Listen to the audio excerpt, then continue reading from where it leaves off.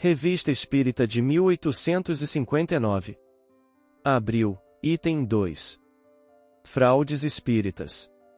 Os que não admitem a realidade das manifestações físicas geralmente atribuem à fraude os efeitos produzidos. Fundam-se em que os prestidigitadores hábeis fazem coisas que parecem prodígios, para quem não lhes conhece os segredos, donde concluem que os médiuns não passam de escamoteadores. Já refutamos este argumento, ou, antes, esta opinião, notadamente nos nossos artigos sobre o Sr. Home nos números da revista de janeiro e fevereiro de 1858. Aqui, pois, não diremos mais que algumas palavras, antes de falarmos de coisa mais séria. Do fato de haver charlatães que preconizam drogas nas praças públicas, mesmo de haver médicos que, sem irem à praça pública, iludem a confiança de seus clientes, seguir-se-á que todos os médicos são charlatães e que a classe médica haja perdido a consideração que merece? De haver indivíduos que vendem tintura por vinho, segue-se que todos os negociantes de vinho são falsificadores e que não há vinho puro? De tudo se abusa, mesmo das coisas mais respeitáveis, e bem se pode dizer que também a fraude tem o seu gênio.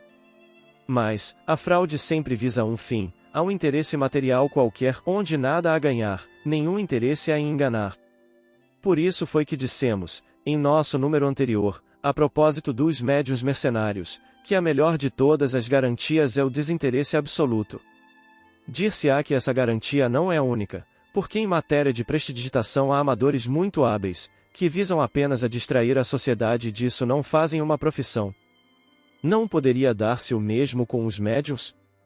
Sem dúvida que por alguns momentos podemos nos divertir, divertindo os outros, porém, para nisso passar horas inteiras, durante semanas, meses e anos, fora necessário que se estivesse verdadeiramente possuído do demônio da mistificação, e o primeiro mistificado seria o mistificador.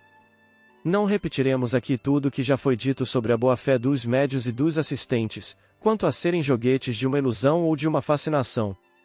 A isso já respondemos inúmeras vezes, bem como a todas as outras objeções, pelo que remetemos o leitor à nossa instrução prática sobre as manifestações, e aos nossos artigos anteriores da revista. Nosso objetivo aqui não é convencer os incrédulos. Se não se convencem pelos fatos, não se deixarão convencer pelo raciocínio, seria, pois, perder nosso tempo.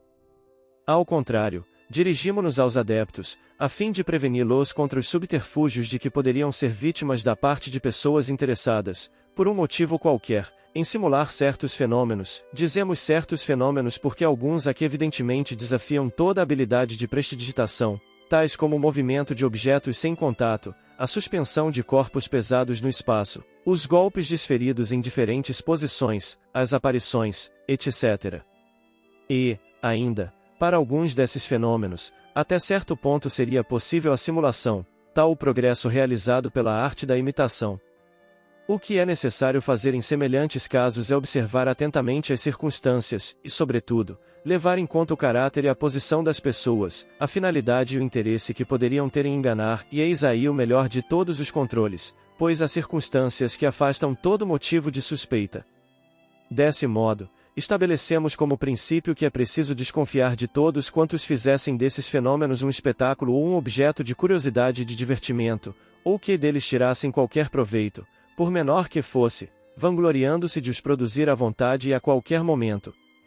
Nunca seria demasiado repetir que as inteligências ocultas que se manifestam têm suas susceptibilidades e querem provar-nos que também possuem livre-arbítrio e não se submetem aos nossos caprichos. De todos os fenômenos físicos, um dos mais comuns é o dos golpes internos, vibrados na própria substância da madeira, com ou sem movimento da mesa ou de qualquer objeto que possa ser utilizado. Ora, sendo esse efeito um dos mais fáceis de imitar e também um dos mais frequentemente produzidos, julgamos de utilidade revelar uma pequena astúcia com a qual podemos ser enganados. Basta colocar as mãos abertas sobre a mesa, suficientemente próximas para que as unhas dos polegares se apoiem fortemente uma na outra, e então, por um movimento muscular absolutamente imperceptível, produz-se um atrito semelhante a um ruído seco, muito parecido com o da tiptologia interna. Esse ruído repercute na madeira e produz uma ilusão completa. Nada mais fácil do que fazer ouvir tantos golpes quanto se queira, uma batida de tambor, etc., responder a certas perguntas pelo sim e pelo não, pelos números e até mesmo pela indicação das letras do alfabeto. Uma vez prevenidos, o meio de reconhecer a fraude é bem simples. Não será mais possível se as mãos ficarem afastadas uma da outra e se estivermos seguros de que nenhum outro contato possa produzir o ruído. Aliás, os golpes autênticos oferecem essa característica, se mudam de lugar e de timbre à vontade, o que não ocorre quando se devem à causa que assinalamos ou a outra análoga qualquer, que eles deixam à mesa para se fazerem ouvir em outra peça de mobiliário que ninguém toca, que, enfim, respondem a perguntas não previstas pelos assistentes. Chamamos, pois, a atenção das pessoas de boa-fé para esse pequeno estratagema, bem como para outros que possam reconhecer, a fim de os denunciar sem cerimônia. A possibilidade de fraude e de imitação não impede a realidade dos fatos, não podendo o espiritismo senão ganhar em desmascarar os impostores. Se alguém nos disser, e vi tal fenômeno, mas havia fraude, responderemos que é possível, nós mesmos vimos pretensos sonâmbulos simularem o sonambulismo com muita habilidade, o que não impede que o sonambulismo deixe de ser um fato. Todo mundo já viu negociantes venderem algodão por seda, o que também não impede que haja verdadeiros tecidos de seda. É preciso examinar todas as circunstâncias e verificar se a dúvida tem fundamento. Nisso, porém, como em todas as coisas, é preciso ser perito. Ora, nós não poderíamos reconhecer como juiz de uma questão alguém que dela nada conhecesse. Dizemos outro tanto dos médiuns escreventes. Pensaze comumente que aqueles que são mecânicos oferecem mais garantias, não apenas pela independência das ideias, mas, também, contra o embuste. Pois bem, isto é um erro.